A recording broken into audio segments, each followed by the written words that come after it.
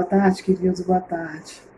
Hoje nós vamos fazer correções dos exercícios que foram propostos. Os exercícios do Praticando Aprendizado, página 276, primeira questão. Durante a Baixa Idade Média, as feiras constituíam. Primeiro, sabe que sou enjoada e que vou fazer o recorte necessário. Quando se fala de feiras, obviamente, se lembra do que ter para vender. Ter para vender para além dos feudos significa que a produção do feudo foi mantida e, além disso, houve uma sobra, um excedente produtivo que possibilitou a ocorrência das feiras. Então, eu estou localizando isso a partir do século XI, estou localizando o assunto feiras a partir de um certo progresso das forças produtivas no feudalismo. As técnicas melhoraram, maior circulação de produtos, as cruzadas estão acontecendo. Posso dizer que essas feiras tiveram um papel importante, porque elas estão aí também, dentro da demarcação da Alta Idade Média para a Baixa Idade Média. Mas o momento parece bom, mas o momento bom vai gerar um momento ruim, porque o momento bom, aumento da curva produtiva, vai gerar sobra, sobra gera feira, feira gera burguesia e as cidades. E as cidades vai funcionar como um tiro no pé do próprio feudalismo. Contradição. Então, me parece que a letra A diz que as feiras funcionaram como instrumento de comércio local, das cidades para o abastecimento cotidiano dos seus habitantes. Mas a letra C fala que as feiras eram locais de comércio de amplitude continental que dinamizaram a economia da época. Dinamizaram tanto a ponto do feudalismo ficar com a fotografia de sistema que não seria capaz de aguentar uma evolução como aquela. Porque a mão de obra básica no feudalismo é a mão de obra servil. E nas relações das feiras, nas cidades, nos burgos, as relações vão se tornando muito mais autônomas. Algumas feiras que viram burgos, que viram cidade, vão exigindo autonomia. E os seus trabalhadores não são mais tão subservientes contra os servos dentro dos feudos. A cidade produz, se expande, portanto a resposta correta é a letra C.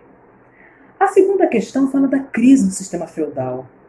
Nós estudamos aqui características da crise. Nós estudamos que a crise se deu também por um aumento dos preços, a crise aconteceu pela fome, a crise aconteceu pelas revoltas camponesas, a crise aconteceu por guerras, aconteceu pela terrível peste negra. Mas tudo isso estava dentro do próprio sistema feudal. Então o próprio sistema produziu aquilo que vai destruir. É o que a gente chama de corrente dialética. O mal estava dentro de casa, estava dentro do feudalismo. Nesse sentido, a alternativa certa é a letra C, que diz que a crise feudal, a letra B, que diz que a partir da contradição do próprio sistema feudal, cujas relações de trabalho eram incompatíveis com a ampliação do mercado de trabalho, o sistema feudal nunca mais foi o mesmo. Mas eu quero atentar também para a letra D dessa segunda questão. A letra D fala pelo surgimento das cidades e a consequente atração dos servos para os núcleos urbanos, despovoando o campo. Cuidado! Você tem aí uma curva de migração do campo para a cidade, as feiras estão acontecendo, mas despovoar o campo é um exagero terrível dentro de um sistema ainda feudal, agrário. Não se esqueça que as feiras estão acontecendo, mas o sistema vive. Ele começa a entrar em processo de queda, mas o sistema ainda vive. Despovoar o campo é um exagero. A letra E fala por causa da centralização do poder político que liquidou o poder senhorial. Cuidado com isso. O feudalismo passa pelo seu momento de implantação consistente, a Alta Idade Média, depois, a partir do século XI, sua Baixa Idade Média, finalzinha, sua crise. Mas o feudalismo não era um sistema definido só pela quantidade de riqueza, era também definido pelo prestígio, pelo poder da Igreja Católica e pela tradição das famílias. E por mais que a burguesia esteja conseguindo riquezas dentro do feudalismo, politicamente a classe mais importante ainda é a classe nobre. Você vai estudar comigo que a burguesia vai acumular riquezas históricas, mas ela só vai conseguir sentar na cadeira do poder, não naturalmente, ela vai ter que fazer revoluções para isso. Por quê? Porque o mundo vai continuar sendo o mundo das tradições, O mundo dos grandes sobrenomes, das grandes posses de terra. A terra ainda é luxo, a terra ainda te dá verniz. E esse verniz quem tem é a nobreza, não é a burguesia. A burguesia vai acumular riqueza, mas vai daqui a pouco perceber que existe uma frustração. Ela tem dinheiro e ela não tem poder. Nesse sentido, a letra E é totalmente errada, por causa da centralização do poder político que liquidou o poder senhorial. Outra coisa que temos que acrescentar é que a crise feudal não acontece ao mesmo tempo em todos os lugares do mundo. Nenhuma crise acontece na mesma proporção em todos os lugares. Nós estamos assistindo isso agora. Existem locais que vão continuar resistentes. O Império Romano Germânico, por exemplo, continua resistente. A crise vai chegar lá mais tarde. E quando a crise chega no seu país, depois estamos verificando isso, você já aprendeu com o que deu de errado em outros territórios. É por isso que a Alemanha se manteve tão resistente, porque chegou lá depois, ela aprendeu com os erros anteriores. Próxima questão. A resposta da segunda, então, é a letra B. Eu estou indo para a questão 7, queridos. A questão 7 é uma questão que fala da igreja. É uma questão que fala da instituição mais poderosa do feudalismo, da grande liderança ideológica que a igreja tinha. Então, eu vou pular. Segundo essa definição do universo social feita pela Igreja Cristã da Idade Média, a sociedade medieval era considerada, letra A, injusta e imperfeita. Primeira coisa, a questão tem texto. Toda vez que tem escrito antecedente na questão, não se atreva a marcar simplesmente baseado no que você estudou. O que você estudou tem que estar em total concomitância com o que antecedeu a questão, seja um gráfico, uma charge, uma tirinha ou um texto. Letra A. A sociedade era injusta e imperfeita na medida em que as atividades dos servos os protegiam dos riscos a que estavam submetidos. Nós sabemos que não. Os servos não eram escravos. Ok, tudo bem. O servo tinha direito de ir e vir, mas ele estava preso à terra pelo juramento de fidelidade que fez. O servo não poderia abandonar a terra em um mundo agrário. Isso iria responsabilizá-lo por sucumbir de fome da sua família. Letra B. A sociedade medieval era considerada perfeita porque era sustentada pelas atividades econômicas da agricultura, do comércio e da indústria. Eu me recuso a continuar. Eu, Renatinha, não quero continuar uma alternativa que diz que dentro do mundo feudal a sociedade era também sustentada pela indústria. Desce, dá sinal do trem porque eu estou querendo descer. Indústria só pode aparecer na sua questão no século XVIII. No máximo que pode aparecer é a palavra manufatura. Mas as manufaturas ainda não consistem na atividade industrial que só vai ser caracterizada pela Inglaterra no século XVIII e mesmo assim no final do século XVIII.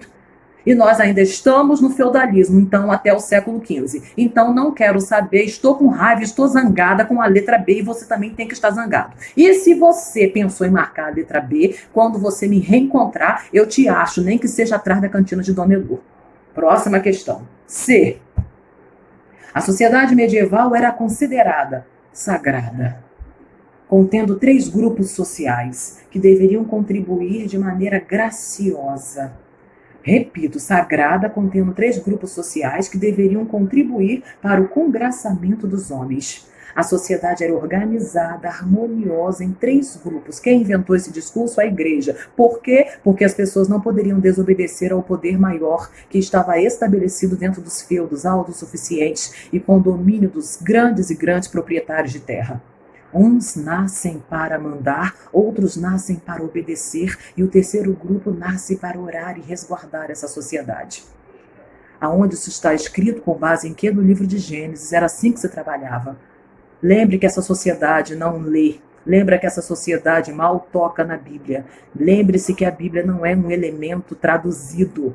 Lembre-se que esse papo de livro mais lido da humanidade não existia nessa época. Em 1200, em 1300, em 1400, as pessoas que sabiam ler, queridos, cabiam dentro de um fuscão rebaixado. Portanto, estamos falando de uma sociedade que ouvia.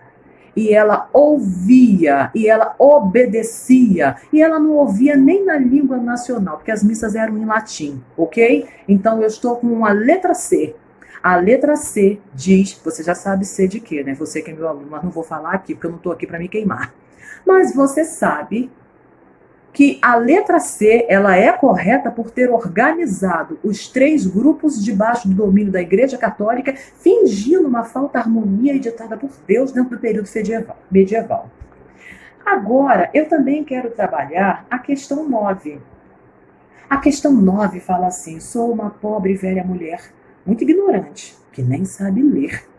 Mostraram-me a igreja da minha terra, um paraíso com harpas pintadas e um inferno onde fervem almas danadas.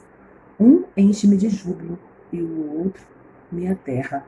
O medo do bem, do mal, do céu, do inferno, na vida de uma mulher que não tinha domínio sobre leitura e que não tinha nem a permissão para manusear as páginas do livro sagrado. Os versos do poeta francês mostram que, nesse contexto, as imagens eram usadas com o objetivo de refinar o gosto cristão, por favor. Letra B, incorporar ideias heréticas, nem pensar. Letra C, educar os fiéis até através do olhar.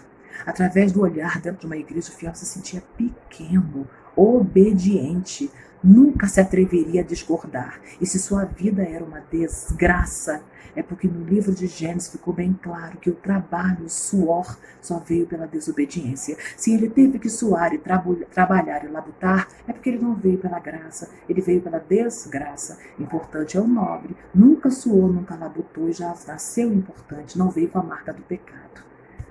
E como é que eu vou saber que isso não é verdade? Eu posso ler, mas eles não liam, eu posso manusear, mas não podiam tocar, mas eles podem confiar na única instituição que une todos os homens, a igreja. Antes de terminar, quero lembrar de um trechinho de uma música que é muito importante para mim. Estou empolgada, não quero só lembrar, vou cantar um pedacinho. Devia ter amado mais, ter chorado mais, ter visto o sol se pôr. Nunca fui de cantar. Não sou o tipo que coloca uma pochete e faz show à noite. Acho isso super legal, mas não combina comigo. E eu nem tinha essa voz grossa, você sabe disso. Durante muitas e muitas aulas acabei ficando assim. Revelei para vocês no último dia dos namorados que tentei mandar uma mensagem para o meu marido, depois uma mensagem de voz e abri mão dela e preferi escrever, porque a cada ano que passa estou ficando com essa voz mais grossa. Mas o trechinho da música, devia ter amado mais, ter chorado mais, ter visto o sol se pôr, faz com que eu me lembre que quando essa pandemia acabar, que quando essa reclusão tiver fim, eu nunca mais vou achar estranho as pessoas acordarem e baterem palmas para o sol. Eu nunca entendi muito bem. Eu sempre achei o sol, o pôr do sol, algo tão lindo. Mas eu nunca entendi pessoas que se davam trabalho de acordar muito cedo para bater palmas para o sol. E eu entendi. Entendi que nada vai ser como antes. Eu me sinto na obrigação de amar mais, chorar sem vergonha quando necessário for, ver o sol nascer e me juntar a outras tantas pessoas para bater palma para o sol.